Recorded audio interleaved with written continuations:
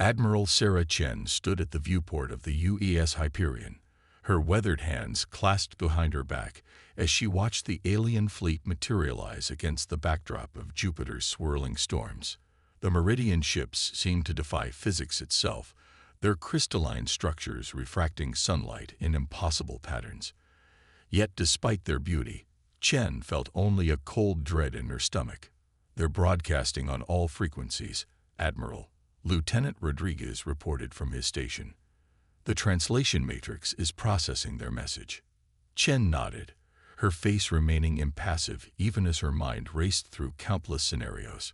Humanity had spent decades preparing for this moment, but all their simulations and protocols suddenly felt inadequate in the face of reality. The holographic display flickered to life, revealing a being that seemed crafted from living mercury. Its fluid form shifted constantly, but maintained a vaguely humanoid shape. "We are the Meridian Collective," it announced, its translated voice carrying an artificial perfection that sent shivers down Chen's spine. "We have come to evaluate your species for potential membership in our galactic community." Chen stepped forward, her voice steady as she responded. "On behalf of Earth and her colonies, I welcome you. I am Admiral Sarah Chen of the United Earth Space Force." The Meridian's form rippled, what might have been amusement crossing its liquid features. "Your military title is unnecessary, primitive. We have no interest in your martial capabilities. Our scans indicate your technology is centuries behind the galactic standard. We are here to begin your species' elevation process." In that moment, Chen understood the fundamental mistake the Meridians were making, one that countless advanced civilizations had made throughout human history. They saw humanity's technological limitations, but failed to recognize the innovative spirit that had allowed them to survive and thrive against all odds. "With respect," Chen replied carefully, "we would prefer to maintain our technological independence while engaging in cultural and scientific exchange." The Meridian's form froze momentarily, its surface becoming glass-like. "You misunderstand. This is not a negotiation. The collective has determined that primitive species cannot be allowed to develop independently. The risks are too great." Before Chen could respond, alarms blared across the bridge. "Multiple energy signatures detected," Rodriguez shouted. "They're activating some kind of field." Chen watched in horror as a shimmering barrier began expanding from the Meridian fleet, stretching out toward Earth like a net of starlight. Their intentions became crystal clear. They meant to impose their will through technological superiority, assuming humanity would have no choice but to submit. But if there was one thing humans excelled at, it was defying expectations. "Execute Protocol Prometheus," Chen ordered, her voice cutting through the chaos on the bridge. Years of preparation and secret research were about to be put to the test. Humanity had known this day might come, and they hadn't been idle. Across Earth's solar system, hidden facilities deep within asteroids and moons hummed to life. Quantum computers that had been running simulations for decades shifted to active mode, beginning to analyze and adapt to the Meridian technology in real time. Advanced AI systems, developed in secret by a united Earth, began their work. The Meridian's barrier appeared unstoppable by conventional means, but humanity had long since learned to think unconventionally. As the field approached Earth, it encountered something unexpected: a web of quantum-entangled particles, carefully positioned throughout the solar system. The barrier's energy began to dissipate, channeled and redirected through pathways humans had spent years preparing. "Impossible," the Meridian representative stated, its form becoming chaotic. "Your species lacks the technological capability to counter our containment field." Chen allowed herself a small smile. "You're correct that we lack your level of technology. But we've learned throughout our history that superior technology doesn't always guarantee victory. Sometimes, understanding the fundamental principles and finding creative solutions matters more than raw power."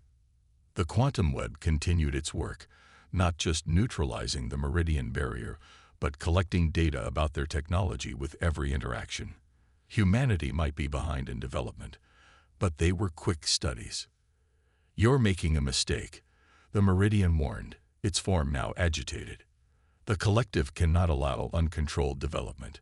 We've seen the destruction primitive species can cause when left unchecked. And we've seen the destruction that comes from forcing advancement before a species is ready, Chen countered. We've studied our own history carefully. We know the damage that technological imperialism can cause. We choose our own path. The standoff lasted for 3 tense days. The Meridians attempted various technological solutions to overcome humanity's defenses, but each time they found themselves countered not by superior technology, but by innovative applications of simpler principles. It was a lesson humanity had learned well through countless conflicts. Sometimes the most effective counter to a complex system was an elegantly simple solution. Finally, the Meridian representative appeared again, its form now stable but somehow diminished. The collective has never encountered a species quite like yours, Admiral Chen. You lack our technological advancement, yet you've managed to resist our efforts through means we struggle to comprehend. Perhaps that's why we should be allowed to develop at our own pace, Chen suggested. Different perspectives and approaches have value, even if they don't follow the expected path. The Meridian was silent for a long moment. We will withdraw, it finally announced. But know that you have attracted the attention of powers beyond your understanding. The collective is not the only force in the galaxy, and not all will be as diplomatic as we have been. As the alien fleet departed, Chen knew this was only the beginning. Humanity had won its first galactic confrontation, not through superior firepower or advanced technology, but through preparation, innovation, and the uniquely human ability to find unexpected solutions to seemingly impossible problems. Send word to Earth Command, she ordered. Tell them to begin Phase 2. We've bought ourselves some time, but we need to be ready for what comes next. She turned back to the viewport, watching Jupiter's storms rage in the distance. Humanity had passed its first test, but she knew there would be many more to come. The galaxy was about to learn what humans had known for millennia. Sometimes the most dangerous opponent isn't the one with the biggest weapons, but the one who refuses to fight according to your rules. Dr. Maya Patel stood in the heart of Project Prometheus, surrounded by holographic displays showing the ongoing analysis of Meridian technology. The vast underground facility, carved into the heart of Mars Valles Marineris, hummed with activity as scientists and engineers worked to decode the secrets they'd gathered during Earth's first contact. Their quantum barrier technology shouldn't have failed, she muttered, manipulating a 3-dimensional model of the Meridian containment field. They had enough raw power to envelope the entire solar system. Our countermeasures shouldn't have worked, unless they were thinking too linearly, completed Dr. James Chen, Admiral Chen's younger brother and the project's quantum mechanics expert. He gestured at the display, highlighting the energy flow patterns. Look here. They built their system assuming everyone would approach the problem the same way they did. Maya nodded, excitement building as the pieces fell into place. They evolved their technology along a single path, always building on what came before. But we started fresh, James finished. No preconceptions, no established patterns to follow. We looked at the fundamental principles and found a completely different approach. Their discussion was interrupted by a priority alert. Admiral Chen's hologram materialized in the center of the lab, her expression grave. We've got incoming. Long-range sensors have detected multiple fleets approaching from different vectors, not just Meridians this time. At least 3 distinct technological signatures. Maya felt her heart rate spike. How long? 2 weeks at most. They're moving faster than anything we've seen before. The Admiral's hologram flickered slightly. What's the status of Phase 2? Maya brought up the latest test results. The quantum web performed better than expected against the Meridians, but it was specifically designed for their technology. These new species might have completely different approaches. We need more data. You'll have it soon enough, Admiral Chen replied. We're deploying scout drones to gather preliminary readings. But Dr. Patel, we need solutions, Not just countermeasures this time. We need ways to actively defend ourselves. James stepped forward, manipulating the holographic displays to show their latest theoretical work. We've been studying the principles behind their FTL technology. The way they bend space-time is incredibly efficient, but it's also predictable. They've optimized their approach over centuries, probably millennia. And that's their weakness, Maya continued, catching his train of thought. They're so advanced that they've lost the ability to think outside their established frameworks. Every solution they have is optimized, perfected, and therefore inflexible. Admiral Chen's hologram raised an eyebrow. And you think we can use that against them? We already did with the Meridians, Maya explained. Their containment field failed because it encountered something they'd never considered. A quantum web that didn't try to match their power, but instead redirected it in ways their systems couldn't adapt to. We can apply the same principle on a larger scale. The next 2 weeks were a blur of activity. As the alien fleets approached, humanity prepared its defenses. But unlike their visitors, who relied on overwhelming technological superiority, Earth's strategy focused on unpredictability and adaptation. When the fleets finally arrived, they found something unprecedented. Earth's defenses weren't the expected arrays of weapons platforms or energy shields. Instead, they encountered what appeared to be a chaotic cloud of debris and small satellites scattered throughout the solar system. "They're scanning us," Lieutenant Rodriguez reported from his station aboard the Hyperion. "All 3 fleets are holding position just beyond Mars' orbit." A new alien representative appeared on the command deck, this one appearing as a being of pure energy contained within a crystalline shell. "Your attempts at defense are primitive and ineffective," it declared. "The Meridian Collective's failure to contain your species has forced the Galactic Council to intervene directly." Admiral Chen stood calmly, her hands clasped behind her back. "And yet you haven't advanced beyond your current position. Could it be that our primitive defenses are giving your sensors difficulty? The energy being flickered in what might have been irritation. Your scattered debris field is merely an annoyance. It will not prevent us from implementing the Council's containment protocols." "Interesting that you assume it's just debris," Chen replied. She nodded to Rodriguez, who activated their first surprise. Throughout the solar system, what had appeared to be random debris suddenly shifted. Quantum entanglement links activated, creating a web of interconnected nodes that began to influence local spacetime in subtle but crucial ways. The aliens' advanced sensors, designed to detect specific types of technology, found themselves overwhelmed by data that didn't fit any known patterns. "What is this?" The energy being demanded, its crystalline shell vibrating with concern. "Your species lacks the technological capability to manipulate quantum fields at this scale." "You're right," Maya replied, stepping forward to join the Admiral. "We can't match your level of quantum manipulation, but we can understand the underlying principles and apply them in ways you never considered. Your sensors are calibrated for advanced technology. They don't know how to interpret our primitive solutions." The alien fleets attempted to advance, only to find their carefully calculated FTL trajectories disrupted by unpredictable quantum fluctuations. Their weapons, designed to overcome advanced shields and armor, struggled to target ships protected by seemingly random patterns of interference. "This is impossible," the energy being insisted, its form becoming increasingly unstable. "Your technology is centuries behind ours. You cannot hope to resist the combined might of the Galactic Council." "That's exactly why we can resist," Admiral Chen explained, allowing herself a small smile. "We're not trying to match your capabilities. We're simply showing you that there's more than one way to solve a problem. Humanity has spent its entire history learning to overcome superior forces through innovation and adaptability. Did you really think we'd stop just because we reached the stars?" The standoff continued for days as the alien fleets probed humanity's defenses, each attempt meeting with unexpected complications and countermeasures.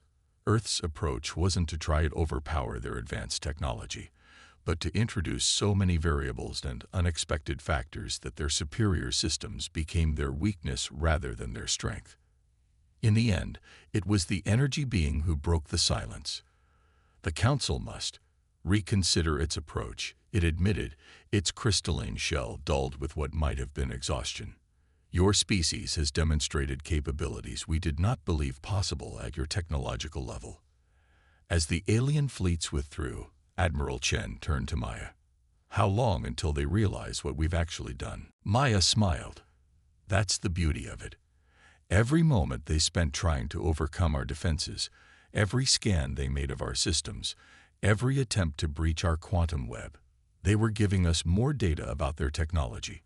By the time they figure it out, we'll have learned more about advanced physics from their attempts to defeat us than we could have in a century of peaceful exchange. And that, Chen replied, is exactly why humanity will never be just another primitive species to be uplifted. We don't just adapt, we learn from everything, even our defeats. The galaxy isn't ready for how quickly humans can evolve. The Galactic Council's Grand Assembly Hall had never seen anything quite like this. Representative Zara Williams, Earth's first official delegate, stood before the gathered species, her dark skin contrasting sharply with the ceremonial white uniform of the United Earth Diplomatic Corps. Behind her, holographic displays showed footage that was causing unprecedented turmoil among the Council members. These recordings show clear violations of Council law, Zara stated, her voice carrying easily through the vast chamber. The hegemony's forces have been systematically destroying civilian colonies along the outer rim, targeting specifically those species who lack advanced defensive capabilities. A massive being of crystalline lattices rose from the hegemony section. We are merely maintaining order, as is our right as a senior council race. These primitive species require guidance and control. Zara allowed herself a thin smile. Interesting that you consider orbital bombardment to be guidance. She gestured, and the holographic display shifted to show a small fleet of ships, unlike anything the Council had seen before. Humanity has received requests for assistance from these developing civilizations. We intend to honor those requests. The chamber erupted in chaos. A being of pure energy pulsed with agitation as it addressed the assembly. The humans cannot be allowed to interfere. They barely understand basic quantum mechanics. Their involvement would only lead to further chaos. I find it fascinating, Zara replied calmly, that races who have mastered the fundamental forces of the universe remain so blind to their own limitations. You've forgotten what it means to evolve, to adapt, to find new solutions to old problems. In the 3 years since humanity's successful defense of Earth, they had not been idle. While the advanced species of the galaxy had dismissed their victory as a fluke, humans had been studying, learning, and most importantly, teaching. The holographic display showed a small fleet of ships from various primitive species engaging the hegemony battle group. But instead of being quickly overwhelmed by superior technology, these supposedly primitive vessels moved with surprising coordination and effectiveness. They utilized simple but ingenious tactics that somehow managed to neutralize their opponent's technological advantages. Impossible. The crystalline being vibrated with fury. You've been sharing military technology with uncleared species. This is a direct violation of Council law. Actually, Zora countered, we haven't shared any technology at all. We've simply helped these species understand how to use what they already have more effectively. There's no law against teaching strategy and tactics. The truth was both simpler and more revolutionary than the Council could comprehend. Humanity had looked at the galaxy's power structure and recognized something fundamental. The advanced species had become victims of their own superiority. They had forgotten how to think outside their established patterns, how to improvise, how to find unexpected solutions. The footage continued, showing battle after battle where supposedly inferior forces managed to hold their own against overwhelming technological superiority, not through matching firepower, but through unconventional tactics and strategies that the more advanced species struggle to counter. This is the beginning of chaos. the energy being pulsed frantically. Without proper guidance and control, these species will bring destruction to the galaxy. What I'm showing you is not chaos, Zara corrected. It's evolution. Every species here started as we did, looking up at the stars and dreaming. But somewhere along the way, you forgot what that felt like. You became so focused on technological advancement that you lost sight of the most important factor in any species development, the drive to overcome challenges through innovation and determination. On the displays, a new series of images appeared, not of battles, but of cooperation. Species that the Council had written off as primitive were working together, combining their unique perspectives and abilities in ways that transcended pure technological advancement. Humanity's gift to the galaxy isn't technology, Zara continued. It's the reminder that there are countless paths to advancement, and that sometimes the most powerful force isn't the most advanced weapon, but the will to find a better way. The hegemony representative's crystalline form sparked with anger. You cannot be allowed to continue this disruption of the natural order. The Council has maintained peace for millennia through careful control of technological advancement. And how many species have you destroyed in the name of that peace? Zora challenged. How many civilizations have you deemed too primitive to survive, too chaotic to exist, too different to be allowed to find their own path? She gestured once more, and the final set of images appeared. Dozens of worlds, hundreds of species, all beginning to wake up to their own potential. Not through technological handouts or forced advancement, but through the simple yet powerful reminder that being less advanced didn't mean being less capable. The galaxy is changing, Zara announced. Not because humanity is forcing that change, but because we've shown others that change is possible. We've reminded them that every species, no matter their level of technology, has something unique to contribute. The Council chamber had grown eerily quiet. The advanced species were facing something they hadn't encountered in thousands of years, a fundamental challenge to their way of thinking.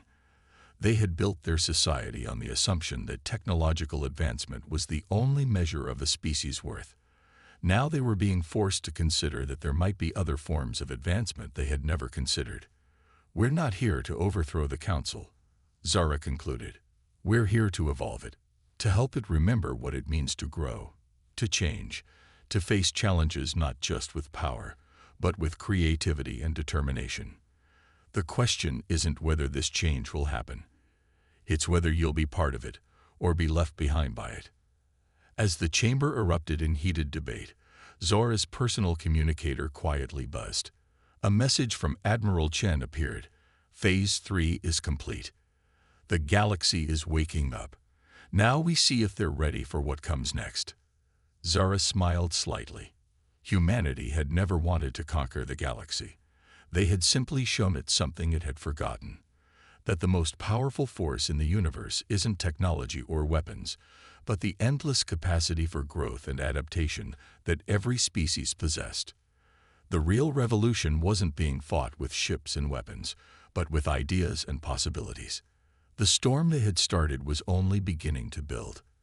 Admiral Chen watched the tactical display aboard the UES Hyperion as thousands of ships appeared at the edge of the Sol system. The hegemony had finally shown its true face, abandoning pretense for raw power.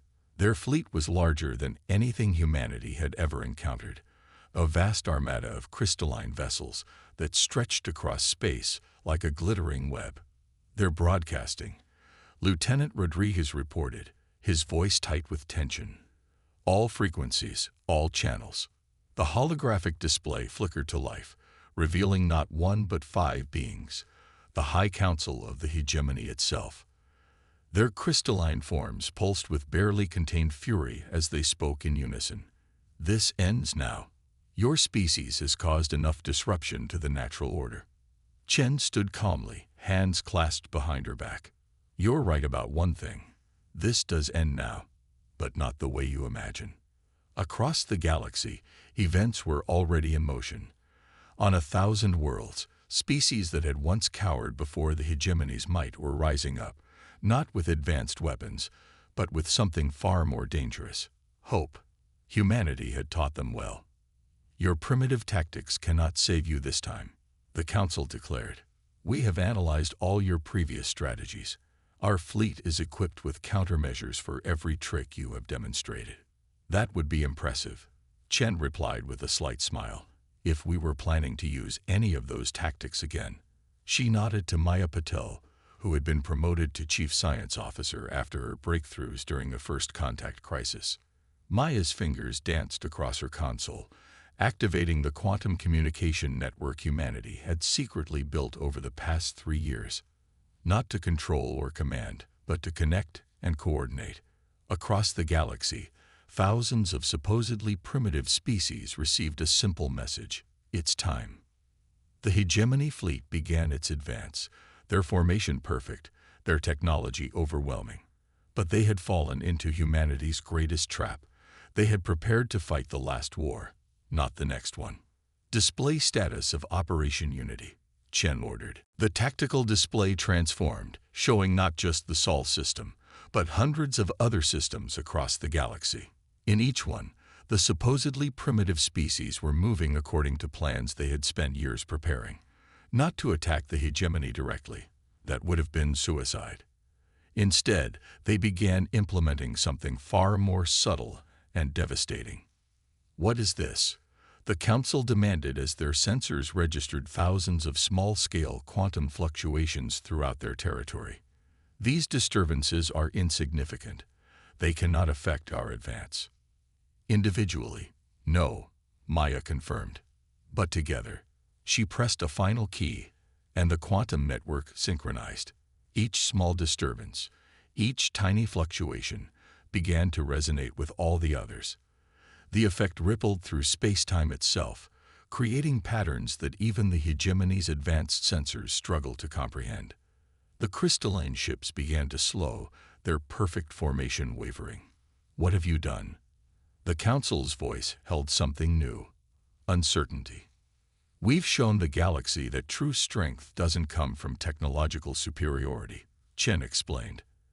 It comes from unity, from countless beings working together, each contributing what they can to create something greater than themselves. The hegemony fleet's advance had stopped completely now.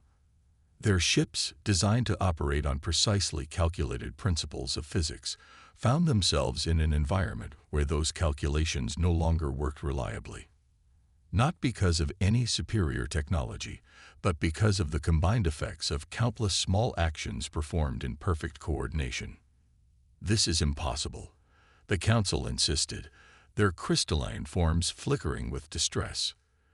These primitive species cannot comprehend the principles required to affect quantum fields at this scale. They don't need to comprehend them fully, Maya countered. They just need to understand their part in the larger pattern. Humanity didn't give them advanced technology. We taught them how to use what they already had in ways you never imagined possible. Across the galaxy, the supposedly primitive species continued their coordinated effort. Each small action contributed to the larger effect, creating a cascade of quantum disruptions that rendered the hegemony's technological superiority increasingly meaningless. But victory would not come without cost. Several of the younger species, pushing their technologies to limits they had never attempted before, suffered catastrophic failures. Entire fleets were lost, not to enemy fire, but to their own desperate efforts to contribute to the greater cause. Chen watched the casualties mount with a heavy heart. This was the price of freedom, not just the courage to fight, but the willingness to risk everything for a chance at a better future. You must stop this, the Council demanded, their unity beginning to fracture as individual members responded differently to the crisis. The damage to space-time itself could become catastrophic. Then help us stop it, Chen offered. Not by force, not by imposing your will, but by working together. Every species in this galaxy has something to contribute, something unique to offer. Even yours. The tactical display showed the effects spreading, the coordinated quantum disruptions beginning to create unpredictable ripples through spacetime. The hegemony fleet, for all its power, found itself trapped in a web of chaos that all their advanced technology couldn't overcome. The choice is yours, Chen continued. Continue this attack, and watch as the combined will of thousands of species tears apart the very fabric of space-time that your technology depends on. Or accept that the age of technological supremacy is over, and help us build something new. Hours passed as the crisis point approached. Throughout the galaxy, species young and old maintained their efforts, each contributing to the growing disruption. They had learned well the lesson humanity had taught them, that true power comes not from technology, but from the willingness to stand together against impossible odds. Finally, as the quantum distortions threatened to reach truly dangerous levels, the Council spoke again. But this time, their unity was gone. Each crystalline being spoke individually, their voices carrying different emotions: fear, anger, resignation, and, in one surprising case, hope. The Council's leader began, then corrected itself. I propose a cessation of hostilities. Perhaps there is wisdom in seeing the galaxy through new eyes. As the orders went out for all ships to stand down, Chen turned to Maya. Begin shutdown of Operation Unity. Coordinate with all participating species to ensure a controlled deactivation. The quantum disruptions began to fade as thousands of species carefully walked back their contributions to the galaxy-spanning effort. They had won not through superior firepower or advanced technology, but through the simple yet powerful act of working together toward a common goal. Send word to Earth, Chen ordered. Tell them the storm is passing. But make sure they understand, this isn't the end. It's just the beginning of something new. 5 years after the hegemony's failed offensive, the great chamber of the Galactic Assembly bore little resemblance to its former self. Gone were the rigid hierarchies that had once defined seating arrangements. Now representatives from all species sat intermixed, their differences in technological advancement no longer determining their status. Dr. Maya Patel stood at the central podium, surrounded by holographic displays showing the progress of what had become known as the Unity Protocol. Besides her stood Carol, a being of pure energy whose species had once been among the most adamant supporters of technological supremacy. Now they worked together, combining their different perspectives to solve problems neither could have tackled alone. The quantum harmonics network continues to exceed expectations, Maya reported to the assembled representatives. What began as a defensive measure has evolved into the galaxy's first truly universal communication and cooperation system. Carol's energy form pulsed in agreement. We had spent millennia perfecting quantum technology, yet never imagined using it in this way. It took a species we once dismissed as primitive to show us that advancement isn't always about making something more powerful. Sometimes it's about making it more accessible. The displays shifted to show various worlds where species at different technological levels were working together. On one planet, crystalline beings who had once been part of the hegemony were helping a younger species understand the principles of solar energy harvesting. But instead of simply giving them advanced technology, they were teaching them how to develop solutions that worked with their current capabilities. Admiral Chen, now serving as Earth's primary representative to the Assembly, watched from her seat with quiet satisfaction. The galaxy had changed in ways that even humanity hadn't fully anticipated. The fall of the hegemony could have led to chaos, but instead, it had sparked a renaissance of innovation and cooperation. The most significant finding, Maya continued, has been the emergence of what we're calling adaptive advancement. Species are no longer following a single technological path, but are instead developing unique approaches based on their own characteristics and understanding. She gestured, and the holographic display showed a solar system where a species that had barely achieved spaceflight was nevertheless contributing valuable insights to the study of stellar phenomena. Their perspective, unencumbered by traditional theoretical frameworks, had led to breakthroughs that had eluded even the most advanced civilizations. We've learned that true advancement isn't about reaching a predetermined level of technology, Maya explained. It's about understanding fundamental principles and applying them in ways that work for each species' unique situation. The assembly hall erupted in discussion, but it was different from the chaos of the old days. Representatives shared ideas freely, each contribution valued not for its technological sophistication, but for its potential to offer new perspectives. A former member of the Hegemony Council, their crystalline form now showing the subtle patterns that indicated deep thought, addressed the assembly. We spent millennia believing that our path was the only path, that our understanding was the only understanding. We saw ourselves as guardians of order, never realizing that we were actually preventing the galaxy from reaching its full potential.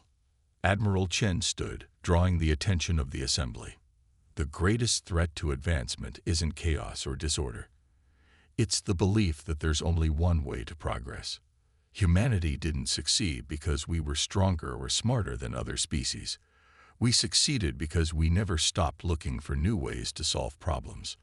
She gestured to the displays showing the countless worlds working together. Look at what we've achieved in just 5 years. Species that once couldn't communicate are now sharing ideas. Civilizations that were deemed too primitive are contributing unique solutions to galactic challenges. We've created something that no single species, no matter how advanced, could have achieved alone. The holographic displays shifted one final time, showing the quantum harmonics network that now connected much of the galaxy.